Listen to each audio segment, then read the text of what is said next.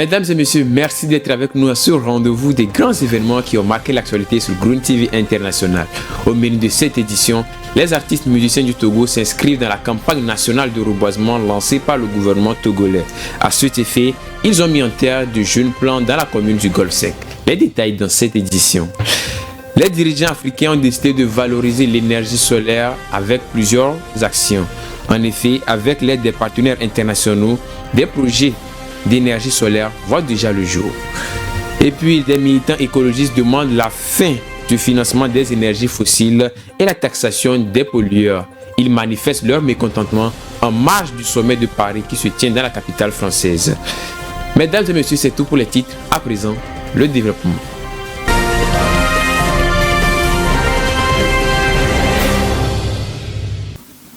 Pour accompagner les autorités togolaises dans la campagne nationale de reboisement, les artistes réunis au sein de l'association Famille des artistes, auteurs, compositeurs et interprètes du Togo FACI ont une fois encore réitéré leur engagement. Ils ont mis en terre de jeunes plants dans la commune du Golfe 5. Suivons ce commentaire de Rafietou Mbereko pour plus de précision. La diversité des organismes constitue un atout fondamental de la santé du milieu naturel.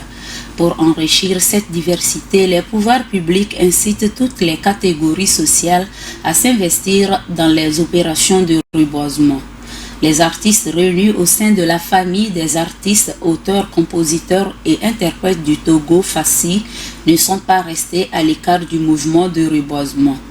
Ils ont voulu laisser leur marque en mettant en terre des jeunes plants. Sur les sites de la commune Golfe 5, tout au long des rails, ils ont planté plusieurs types d'arbres. On reconnaît au devant des artistes de renom comme King Vincent, Agboti Yao, Cécile Meba et bien d'autres.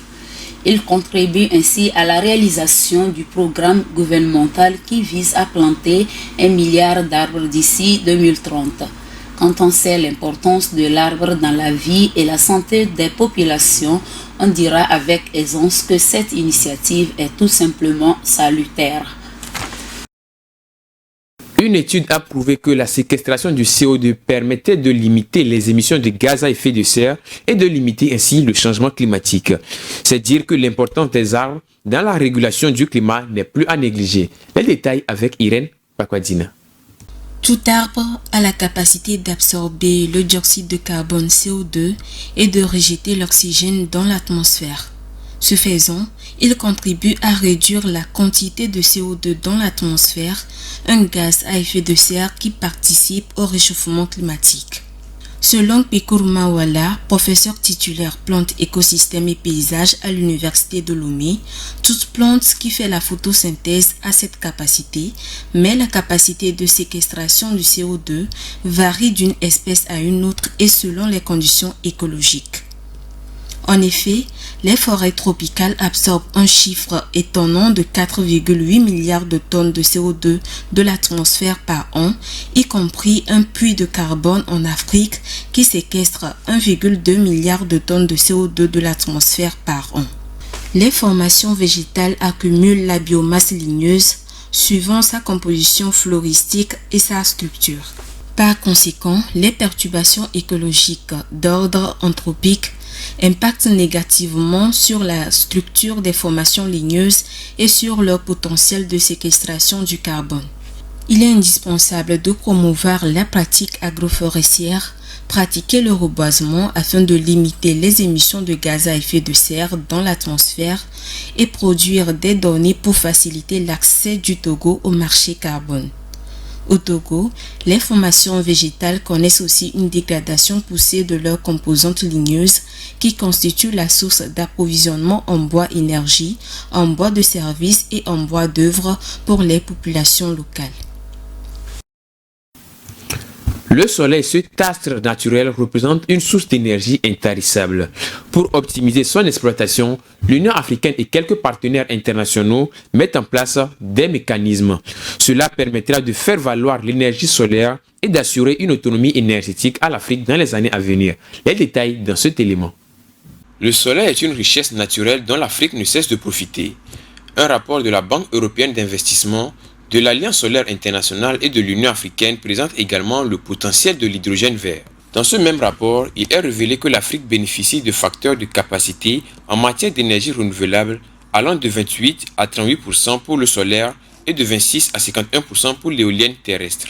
Les auteurs du rapport estiment que l'exploitation optimale du soleil et de l'éolienne des pays africains devrait permettre au continent de produire 30 à 60 millions de tonnes d'hydrogène vert par an d'ici 2050. Cette performance représente environ 10% du marché mondial d'hydrogène vert à cet horizon.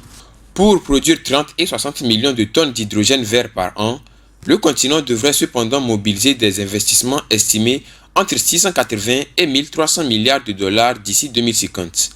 La plus grande partie des investissements serait consacrée à la construction de centrales solaires et de parcs éoliens nécessaires à la production d'énergie renouvelable, soit 50 fois la production actuelle de l'Afrique issue du solaire et de l'éolien. Le rapport révèle par ailleurs que les pays africains ne concentrent qu'aujourd'hui 3% des annonces de projets de production d'hydrogène décarboné à l'échelle mondiale. Ces projets concentrés essentiellement dans les sous-régions de l'Afrique du Nord et de l'Afrique australe représentent une capacité d'environ 48 gigawatts. Leur production future est cependant destinée à l'exportation à hauteur de 90%.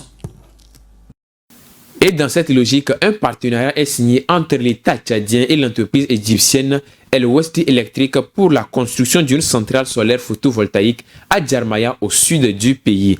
Ce partenariat permettra à la fin des travaux de construction d'assurer une autonomie en énergie à la région et de réduire l'utilisation des énergies fossiles. Les précisions dans ce commentaire. Un accord pour la construction d'une centrale solaire photovoltaïque a été signé entre l'entreprise égyptienne El Westi Electric et l'État tchadien. Cette centrale solaire aura pour principale mission d'assurer à la population de ce pays d'Afrique centrale une autonomie en matière d'énergie électrique. Elle contribuera aussi à la réduction de l'utilisation des énergies fossiles comme le pétrole et le charbon. Le projet de construction de cette centrale solaire photovoltaïque est financé à hauteur de 40 milliards de francs CFA par la Banque africaine de développement BAD, l'État tchadien et d'autres partenaires internationaux. La ministre déléguée chargée de l'indépendance énergétique du Tchad, Ramatou Houtouin, salue cette initiative et invite d'autres investisseurs à se lancer pour la cause. La construction de cette centrale solaire photovoltaïque vient s'ajouter aux nombreuses initiatives mises en place par les dirigeants africains dans la lutte contre le changement climatique et dans l'assurance d'une autonomie énergétique au continent. Parlons toujours d'énergie renouvelable. Les autorités sud-africaines veulent reconvertir la centrale à charbon de Komati en une centrale solaire et éolienne. Ce projet est soutenu par des partenaires internationaux comme la Banque mondiale. Cela démontre que la transition énergétique dans ce pays de l'Afrique est en plein essor. Les précisions avec les images qui suivent. La centrale à charbon de Komati en Afrique du Sud est fermée et sera reconvertie en centrale éolienne et solaire. Cette démarche des autorités sud-africaines pèse sur la couverture énergétique du pays. Les chercheurs en changement climatique alertent sur l'importance du projet tout en mettant en garde sur l'utilité actuelle des énergies fossiles. Bien que le changement climatique soit un problème majeur et que nous devions passer à des sources d'électricité à faible teneur en carbone, nous devons tenir compte du fait que la consommation d'électricité en général en Afrique du Sud est en forte hausse. Nous devons donc continuer à développer les énergies renouvelables, mais ne pas arrêter tout ce qui est fossile tant que nous n'aurons pas suffisamment d'électricité pour répondre aux besoins de base du pays. Les partenaires comme la Banque mondiale soutiennent cette ambition de production des énergies renouvelables en finançant cette reconversion avec un prix de 490 millions de dollars. Cette somme va servir à la formation des anciens employés et à l'installation des nouveaux dispositifs de la centrale éolienne et solaire. La nouvelle centrale verte sera dotée de batteries assez performantes pour stocker l'énergie qu'elle produit. La transition énergétique de l'Afrique du Sud s'accentue avec la reconversion de la centrale à charbon de Komati qui vient s'ajouter aux nombreuses initiatives déjà mises en place. Notons que cette centrale produisait environ 125 gigawatts d'énergie. Sa reconversion impacte économiquement les communautés environnantes qui en profitaient. La population namibienne fait face depuis quelques années à des attaques répétées de crocodiles. Face à cette mauvaise situation, le gouvernement de ce pays a décidé de mettre en vente 40 crocodiles afin d'assurer la sécurité de sa population. Les détails avec Irène Papadina. Le gouvernement namibien a indiqué le jeudi dernier à l'agence France Presse qu'il va mettre en vente une quarantaine de crocodiles et délivrer davantage de permis de tuer ce reptile à la suite d'une hausse des attaques sur des hommes. Le ministre de l'Environnement, Bourham Bachivita, a déclaré à l'AFP que cette décision a été prise au moment où la hausse de la population de crocodiles dans le pays a augmenté et pose un problème de sécurité. Dans un communiqué publié le mercredi dernier, le ministre avoue avoir annoncé que 40 crocodiles ont été capturés dans des rivières des régions du nord-est de Kavango-Zambezi avant d'être vendus aux enchères. Le gouvernement a précisé que ces reptiles seraient vendus à quiconque peut prouver qu'ils possèdent des habitats convenables pour les crocodiles ainsi que des papiers en règle pour l'exportation. La décision se fonde sur une étude de la population de crocodiles conduite après une augmentation des attaques humaines. Depuis 2019, plus de 2,3 millions de dollars namibiens ont été versés par le ministère pour indemniser les familles affectées par les attaques de crocodiles. Les enchères pour la vente des crocodiles vont commencer le 17 juillet et des ventes similaires seront répétées périodiquement afin de contrôler la population de reptiles dans le pays. Les forêts du bassin du Congo sont menacées de disparition. Cette situation est due au fumage de poissons qui nécessite beaucoup de bois. Retrouvons Irène Pakwadina dans ce commentaire. Le processus de fumage traditionnel de poissons constitue une menace à long terme pour les forêts du bassin du Congo. La production du haring fumé nécessite beaucoup de bois. Avec la disparition des forêts de mangroves au large de Pointe-Noire, il faut désormais chercher le bois de fumage dans les lointaines forêts de Kwilu ou du Meyombe. Les forêts de la République du Congo occupent un peu plus de 10% de la couverture forestière du bassin du Congo. La quantité de poissons à fumer dépend de la consommation de bois. Tout se fait en fonction de la quantité et de la grosseur du poisson. Des initiatives comme des fours de fumage améliorés, portés par des ONG ou encore des fours à fumer modernes, existent dans le but de réduire la consommation du bois. En 2007, une étude de la Banque mondiale a révélé qu'un habitant du Congo utiliserait 1 mètre cube de bois par an, pour une production totale de 100 millions de mètres cubes. La moitié est donc destinée au bois de chouffe, perçu par les chercheurs comme le premier moteur de la déforestation en République du Congo. L'Est de la République démocratique du Congo fait face depuis quelque temps à une invasion de chenilles légionnaires qui ravagent les cultures.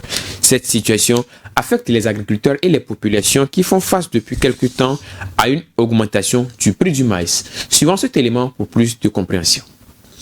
Au nord de Goma, à l'est de la République démocratique du Congo, les agriculteurs ont constaté l'apparition d'un insecte dévastateur, la chenille légionnaire. Les dégâts causés sur les récoltes sont importants. Cette chenille attaque tous les champs de la région en saison sèche comme en saison pluvieuse. Selon l'ingénieur agronome Jado Mateso, cette chenille est d'origine américaine et sa présence est favorisée par les changements climatiques. La chenille s'appelle Spodoptera frigiperda, c'est ça le nom scientifique de la chenille. Et elle est originaire des régions américaines. Et donc, c'est une chenille qui est très dangereuse et qui cause énormément de dégâts dans les champs.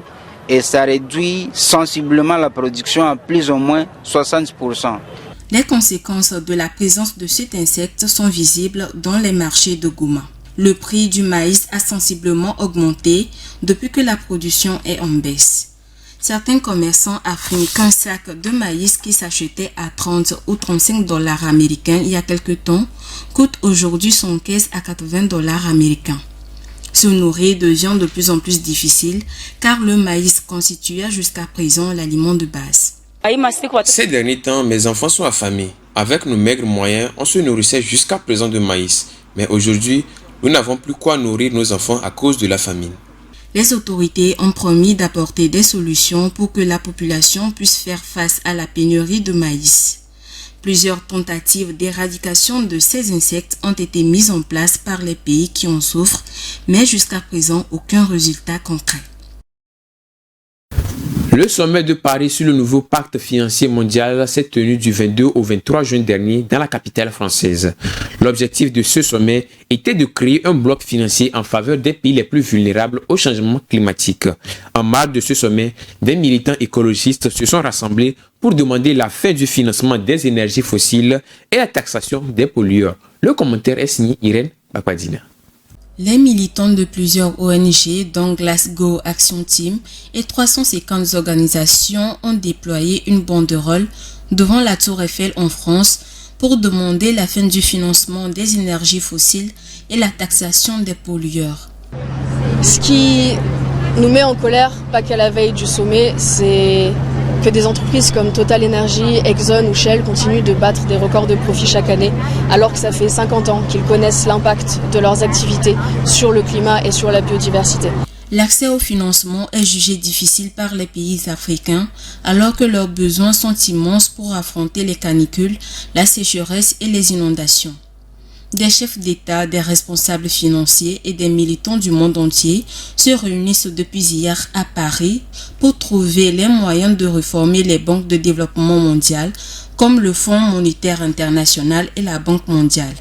Ces réformes visent à faire face au réchauffement climatique et à prendre en compte son impact dans les décisions de prêt. Si la restructuration de la dette et la réduction de la pauvreté font partie des sujets débattus lors du sommet, le climat en sera le principal moteur.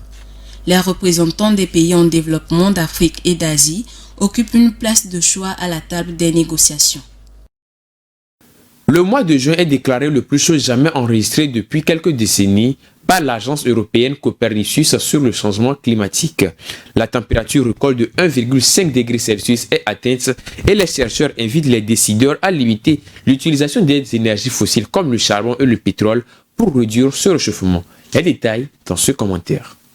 Les températures moyennes mondiales relevées début juin ont été les plus chaudes jamais enregistrées pour cette période par le service européen Copernicus. Ces données relevées interviennent en effet alors que le phénomène météorologique El Niño, généralement associé à une augmentation des températures mondiales, a officiellement commencé. Ce dernier a aussi récemment annoncé que la superficie des océans venait de connaître son mois de mai le plus chaud jamais enregistré. Selon François-Marie Brion, directeur adjoint du laboratoire des sciences du climat et de l'environnement, ce n'est pas surprenant parce qu'il y a une tendance à l'augmentation des températures et on savait bien que lorsqu'un événement El Niño se développe, cela a tendance à faire monter les températures à quelques dizaines de degrés. Des actions sont vivement attendues, notamment la réduction des énergies fossiles pour limiter le réchauffement à l'avenir, surtout après les négociations internationales sur le climat qui se tiennent actuellement à Bonn en Allemagne. Des négociations en prélude à la COP28 sur le climat de Dubaï en fin d'année prochaine. C'est la fin de cette édition. Merci de nous avoir suivis. Excellente suite de nos programmes sur Green TV International, la chaîne de l'environnement.